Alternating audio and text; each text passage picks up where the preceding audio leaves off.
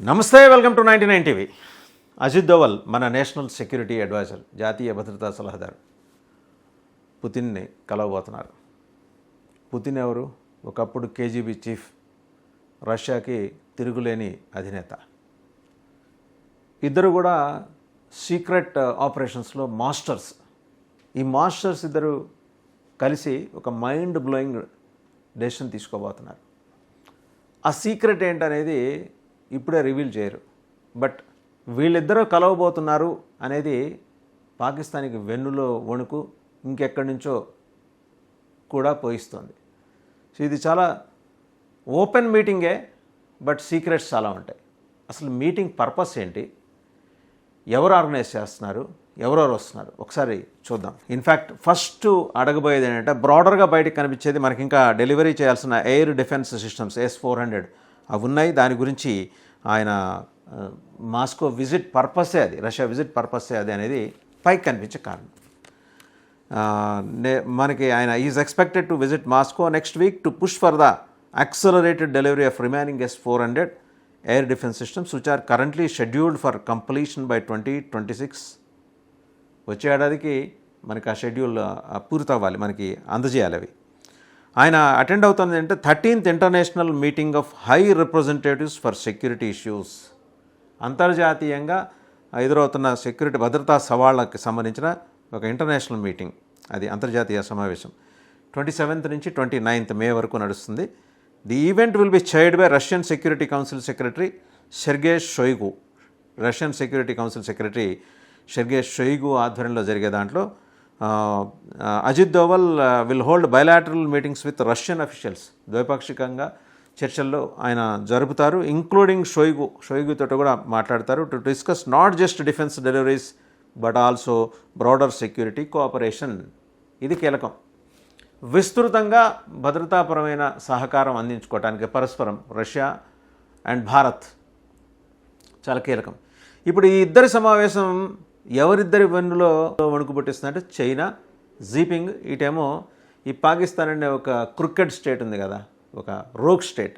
ఆ రోగ్ స్టేట్ని పరిపాలిస్తున్నామని భావిస్తున్న ఉగ్రవాదుల ముఠాకి ఇది వాళ్ళకి వెన్నులో వణుకు పుట్టిస్తుంది. దోవల్ ఇంకేమేమి మాట్లాడతారంటే, ఆయన ఎలాగో S-400 గురించి, ట్రయంఫ్ ఎయిర్ డిఫెన్స్ సిస్టమ్స్ ఇంకా మనకు ఉన్నాయి, బాకీ ఉన్నాయి రావాల్సినవి, వాటి గురించి మాట్లాడతారు. 2018లోనే వీటిని ప్రొక్యూర్ చేసాం. ఒక ఎంత అంటే దీనికి అయింది $5.4 బిలియన్. దీనికైన వ్యయం. Of the 5 S-400 squadrons ordered, 3 have been delivered. ఇప్పటికే S-400 మనం 5 ఆర్డర్ చేస్తే స్క్వాడ్రన్స్ 3 డెలివరీ చేశారు. While the 4th and 5th are pending with deliveries anticipated by the end of 2025 and in 2026. ఏడాది చివరిలో వచ్చే ఏడాది 2 కూడా హ్యాండ్ ఓవర్ చేస్తుంది రష్యా మనకి. Delays have been attributed to the ongoing Russia Ukraine conflict and logistical hurdles. లాజిస్టికల్గా ఉండే ఇబ్బందులు, అలాగే రష్యా ఉక్రెయిన్ వారు కూడా. అండ్ మనకు అర్థమైన విషయమే. ఇన్ఫ్యాక్ట్ S-400 చేసిన హెల్ప్ ఏంటంటే 300 పాకిస్తానీ డ్రోన్స్ని కూల్చేసినాయి ఆపరేషన్ సింధూర్లో. అది S-400 గొప్పతనం అనేది. The Indian air force deployed the S-400s alongside indigenous Akash and Samar systems, Barak 8 missiles and anti drone technologies to థాట్ aerial threats including Chinese PL-15 missiles and Turkish drones. China వాళ్ళు ప్రయోగించిన PL-15 అది మరీ Deepavali సామాన్లాగా పేలిపోయింది. PL-15 దాని శకలాలు ఏరుకోవడానికి 5 దేశాలు వచ్చినాయి. అంటే ఏంటి, ఎంత చీప్ మెటీరియల్ వాడారు. 2 నెంబరే కదా చైనా అంటే. వాళ్ళు డ్యాములు కట్టడంలోనూ రోడ్స్ డెవలప్ చేయడంలోనూ చైనా అల్టిమేట్, దేనికి అదే చెప్పాలి, పోర్టుల నిర్మాణంలోనూ. బట్ ఈ ఆట వస్తువులు ఇతర దేశాలకు అమ్మి వాళ్ళ దేశానికి కూడా అవే తయారు చేసుకుంటున్నారు వాళ్ళు. సో అలా PL-15 ఎలా తునాతునకలు పోయి బదాబదలై చైనా పరువు అంతర్జాతీయ మార్కెట్లో ఢమాల్ని పడిపోయిందో మనం చూసాం. అలాగే తుర్కీ డ్రోన్స్ని కూడా మన S-400 ధ్వంసం చేసింది. దేంతోపాటు ఆకాష్ అండ్ సమర్ సిస్టమ్స్తో కలిసి చేసిన దాంట్లో Barack 8 missiles and anti drone technologies, ఇవన్నీ కలిసి ఈ మొత్తం ఈ మన మీద జరిగిన ఉగ్రవాదులు జరిపిన దాడికి ప్రతీకారంగా చేసిన అటాక్లో, ఆపరేషన్ సింధూర్లో ఇవన్నీ ధ్వంసం అయిపోయినాయి.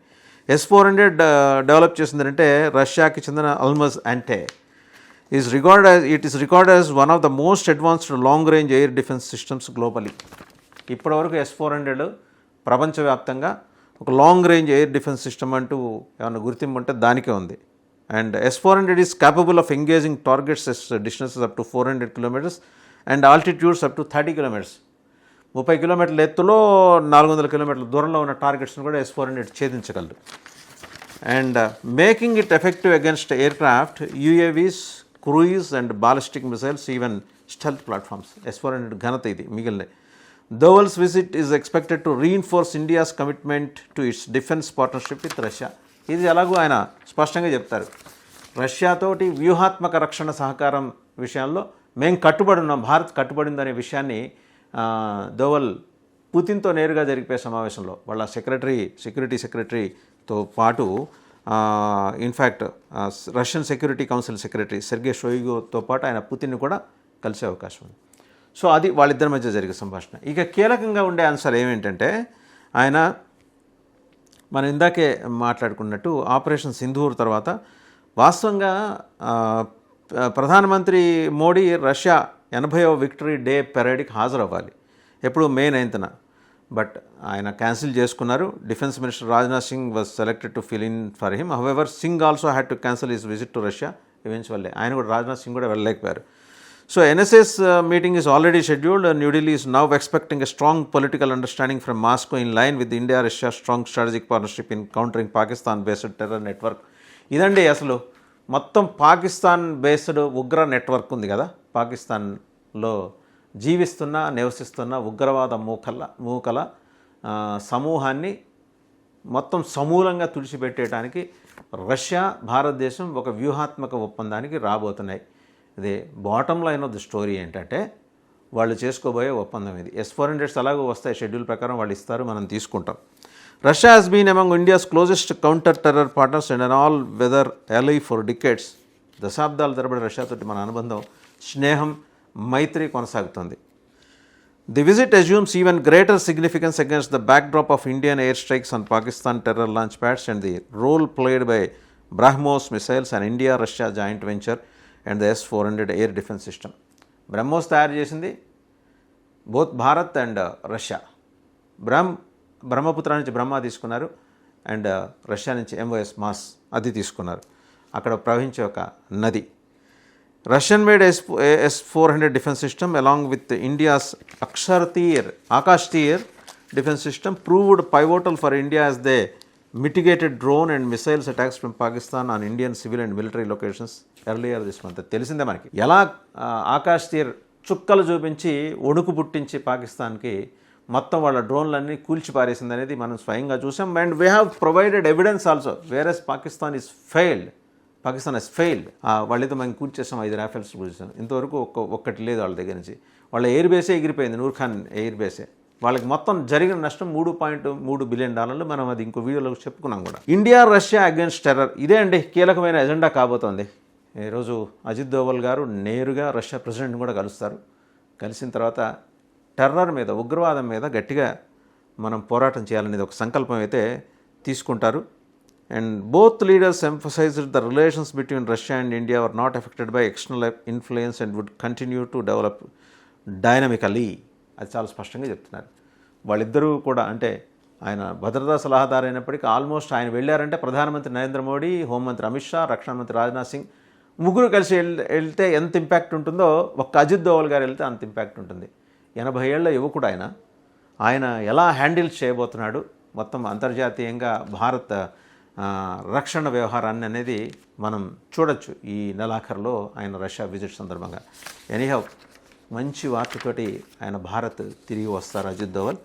పాకిస్తాన్కి, చైనాకి ఏం చూపించాలో అది చూపించడానికి గల కార్యాచరణ ప్రణాళిక మీద రెండు దేశాలు కూడా ఒక ఒప్పందానికి వస్తాయి. అంతర్జాతీయంగా టెర్రర్ని ఎదుర్కోవడానికి ఇప్పటికే కమిట్మెంట్ ఉన్న దేశాలుగా రష్యా కానీ, భారత్ కానీ గుర్తింపు పొందిన దేశాలు. అది వేరే ప్రత్యేకంగా ప్రస్తావన చేయక్కర్లేదు.